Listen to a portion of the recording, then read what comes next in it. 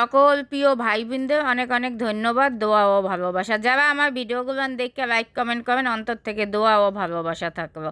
হ্যাঁ এভরিওয়ান, আসসালামু আলাইকুম। সবাই কেমন আছেন? আলহামদুলিল্লাহ, আপনাদের বোন ভালো আছে। প্রতিদিনের মতন একটা ভিডিও নিয়ে আসলাম। আর কি ভিডিও আজকে আপনাদের সাথে শেয়ার করবো। আজকে আমি খেজুরের গুড়ের পায়েসটা কীভাবে পাক করি সেটাই আপনাদের সাথে শেয়ার করবো। খেজুরের গুড়ের পায়েস তো আমরা ছোটোবেলা কত মজা করে খাইতাম বলেন তো। নিজের একদম খেজুর গাছ ছিল, খেজুর গাছের যে খেজুরের রস ওইটা দিয়ে রান্না করলে যে কী পরিমাণে মজা। আর যাই হোক, এবার মিষ্টি কোনো জিনিস বানাই নাই। যাই হোক, আমি একদম 400 টাকা কেজি আমি খেজুরের গুড় নিয়ে আসছি, অরিজিনাল যেটা সেটা দিয়ে আমি। আর এই রাইস কিন্তু হয়েছে জাপানি রাইস দিয়ে আমি গুলশান থেকে নিয়ে আসছি। এইটা দিয়ে আমার খাইতে মন চাইছে, একটু আঠা আঠা হয়, খাইতে কিন্তু দারুণ স্বাদ লাগে। আর দুধও কিন্তু বেশি লাগবে তাই। যাই হোক, এখানে বসা দিছি, তারপরে হয়েছে মতন আমি খেজুরের গুড়টা আস্তে দিয়ে দিছি। আস্তে আস্তে গলছে, গলার পরে এখন এই যে লবণ দিয়ে দিতেছি স্বাদ মতন। তারপরে আমি দুধ দেবো, আর আমি ডিপ্লোমা দুধ দেবো। ডিপ্লোমা দুধ দিয়েই আমি রান্না করতে অনেক পছন্দ করি, আর এটা খাইতেও অনেক মজা লাগে। ডিপ্লোমা দুধের স্বাদ কিন্তু অন্যরকম লাগে। মিষ্টি জিনিস রান্না করলে না অনেক ভালো লাগে আমার কাছে। কার কার ভালো লাগে কমেন্ট কিন্তু করবেন অবশ্যই। আর কে কে ডিপ্লোমা দুধ পছন্দ করবেন? আমি তো অনেক পছন্দ করি, তাই জন্য এই জন্য সবসময় মিষ্টি জিনিসগুলো ডিপ্লোমা দুধ দিয়ে দিই। আর সাথে মিরবিটের দুধও দেবো, 2 কেজি জাল দিছি। ওই দিয়ে পুঠিন বানাবো আর এটার মধ্যে দিয়ে দেবো। দোনোটা দিয়েই মিক্স করে রান্না করবো। আমি আর কোনো মশলা দিই না, শুধু তেজপাতা দিচ্ছি। খেজুরের গুড়ে কোনো মশলা দিতে হয় না, শুধু একটু তেজপাতা দিয়ে ওই ঘ্রাণটা ভালো আসে।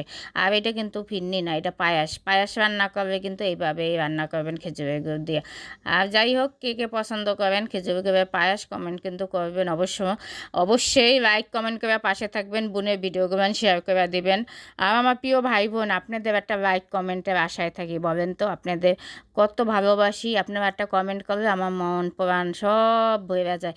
আপনারা আমার প্রিয় ভাই বোন, আমাকে তো অনেক সাপোর্ট দেন। আপনাদের জন্য সারা জীবনের জন্য আমি কৃতজ্ঞ থাকি। আপনারা আমাকে অনেক ভালোবাসেন, অনেক ভালোবাসেন। আমার প্রিয় ভাই বোন যারা আমার ভিডিওগুলো দেখেন আমার সবসময়, তারাই আমার সাপোর্ট দেয়। অন্য অন্য মানুষগুলো আমার আপনজন যারা যারা সবসময় আমার কাছের মানুষ, সারা কিন্তু আমার ভিডিওতে কখনো কমেন্ট করবে না। তারা ভিডিওটা দেখে ধাক্কা দিয়ে যাইবে গা। তাদের থেকে আমি কখনো আশাও করি না যে আমার ভিডিওটা দেখে লাইক কমেন্ট করব।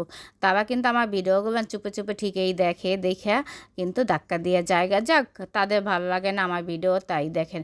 তাদের আবার ভালো লাগে অন্য মানুষের ভিডিও, যাই আপন মানুষের ভিডিও কখনো আপন মানুষের ভালো লাগে না।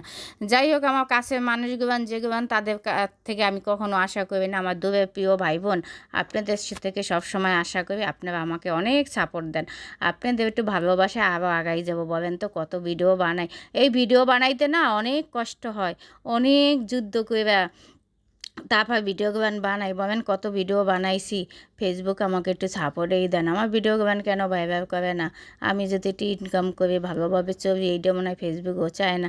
যাই হোক, ফেসবুকের থেকে আশায় বইছি কোন দিন। আমিও নসর বান্দা আছি, একটার পর একটা আইডি যাইতে আছে, একটার পর একটা আইডি খুলতে আছি, আর একটার পর একটা ভিডিও বানাইয়ে ছাড়তে আছি। জানি না কবে ফেসবুকে ভালোবাসা পাবো, সেদিন আমি ধন্য, সেদিন আমার অনেক আমি হ্যাপি, কবে আমি ফেসবুক থেকে টাকা পাবো। যাই হোক, একটা ভিডিও থেকে মনিটাইজও করতে যাইয়া কি হয়েছিল জানি না, সেটা হয় নাই, সেটা থেকে করি না। মনে অনেক কষ্ট ছিল, অনেক কাউকে বলতে পারি না। আমার প্রিয় ভাই বোন, আপনারা কিন্তু আমাকে অনেক অনেক কমেন্ট করবেন, অনেক অনেক শেয়ার করে দেবেন। আপনার